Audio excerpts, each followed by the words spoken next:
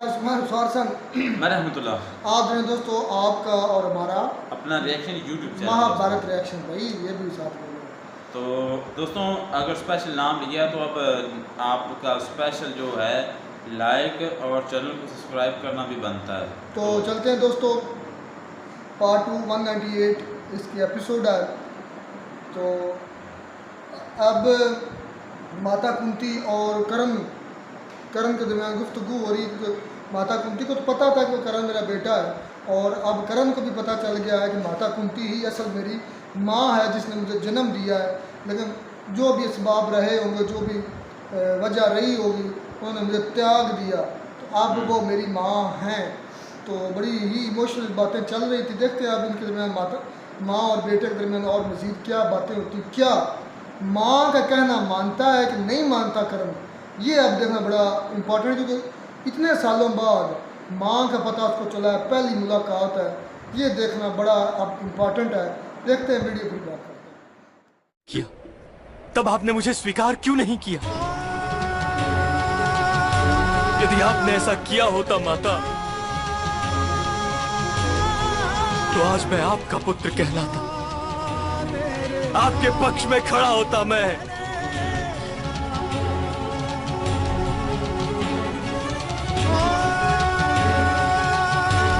किंतु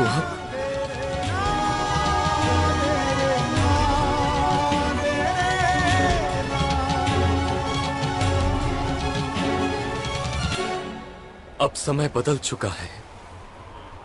मैं बंध गया हूं। पद पद पर अधर्म अत्याचार देखता हूं। पद पद पर मेरी आत्मा की मृत्यु होती है, किंतु मैं वचन से बंध गया हूं। उपकारों तले दबा हूं मैं युवराज का त्याग नहीं कर सकता, अपने वचन का त्याग नहीं कर सकता। मैं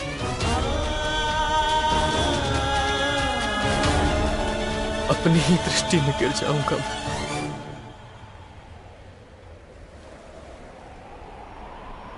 मेरे बाण जब भी मेरे भाइयों को घायल करेंगे, रक्त मेरे हृदय से बहेगा। इसी पीड़ा के साथ जीना होगा मुझे। किंतु मैं वचन तोड़कर अधर्म नहीं कर सकता। तो युद्ध में भाग मत लो पुत्र, वो भी धर्म ही है।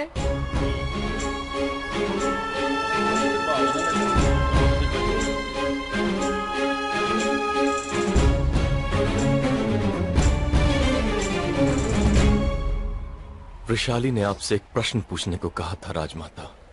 अभिमान को धर्म बनाना उचित है या धर्म अभिमान बने, ये उचित है?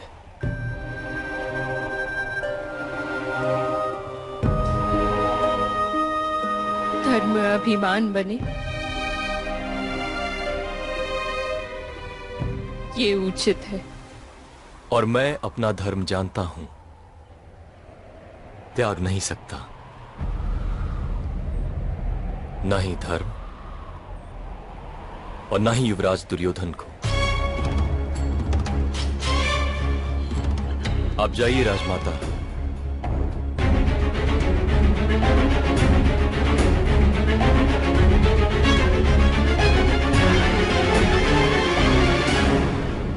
जीवन भर मौन आपने धारण किया और पीड़ा केवल मैंने प्राप्त की। मुझे तो पीड़ा में जीने का अभ्यास है, किंतु आप अपना मौन भंग करके सबको पीड़ा मत दीजिए। मेरे 5 भाइयों को इस सत्य के विषय में मत बताइएगा। मैं जानता हूं उनके हृदय में धर्म दृढ़ है, वे तुरंत समर्पण कर देंगे। और मैं मैं उनके सामर्थ्य को युवराज दुर्योधन के चरणों में समर्पित कर दूंगा।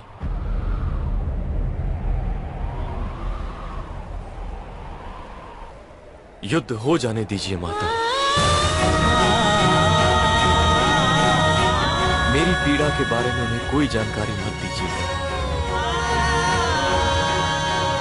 उनके अज्ञान में ही उनका सुख है।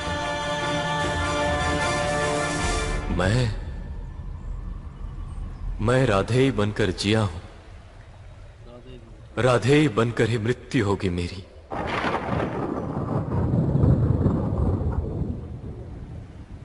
मैं क्या करूं पुत्र?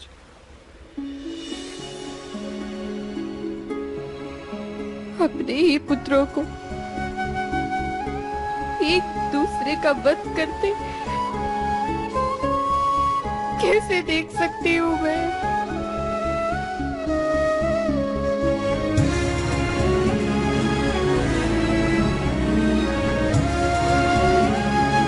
मेरी एक भूल का परिणाम इतना भयानक किस प्रकार आ सकता है पुत्र? हाँ? किस प्रकार आ सकता है? किस प्रकार आ सकता है?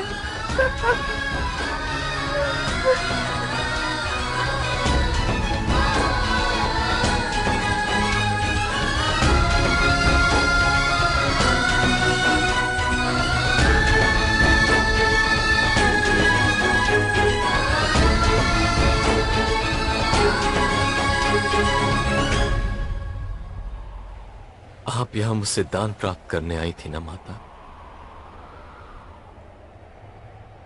मैं आपको एक दान देता हूं। आपको केवल अपने एक पुत्र की मृत्यु के लिए रोना होगा। आपके 4 पुत्रों का वध नहीं करूंगा मैं और अर्जुन केवल हम दोनों एक दूसरे के प्राण लेने के लिए युद्ध करेंगे।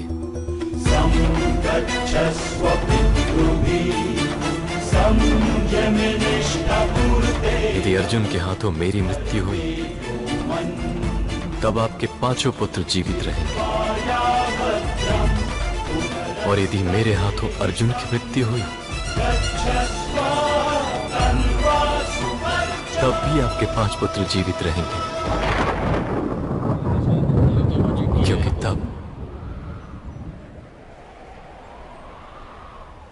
तब मैं आपको माता कहकर पुकारूंगा।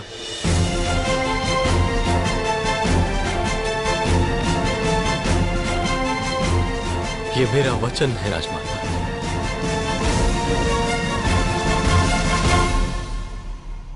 और यही मेरा दान है।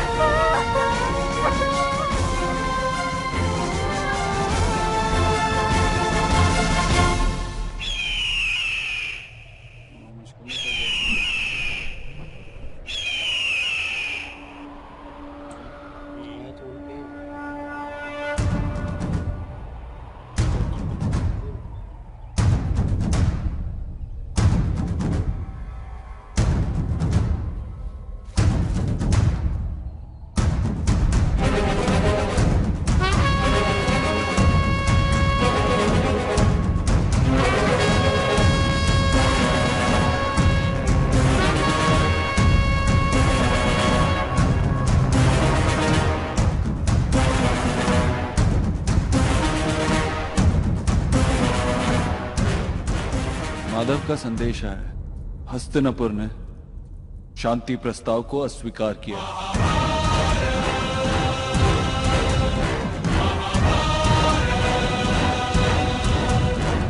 मैं शीघ्र ही सारी सेनाओं को लेकर सामंत पंचक सरोवर की ओर जाने का आदेश। शांति प्रस्ताव का स्वीकार किया। वंश का नाश करना उन्हें उचित लगा। वंश का नाश मत कहिए सम्राट, इसे नव निर्माण का प्रथम चरण कहिए।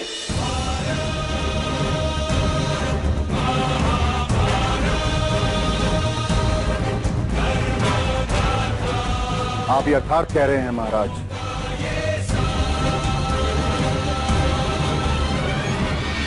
अर्जुन, भीम, हमारे सारे मित्र राज्यों को संदेश भेजो। शीघ्र ही सामंत पंचक के क्षेत्र में सभी सेनाओं को एकत्रित होने की विनती करो। पुत्रों, अपने अपने शस्त्र और साहस को संभालो और युद्ध करने के लिए सच हो जाओ।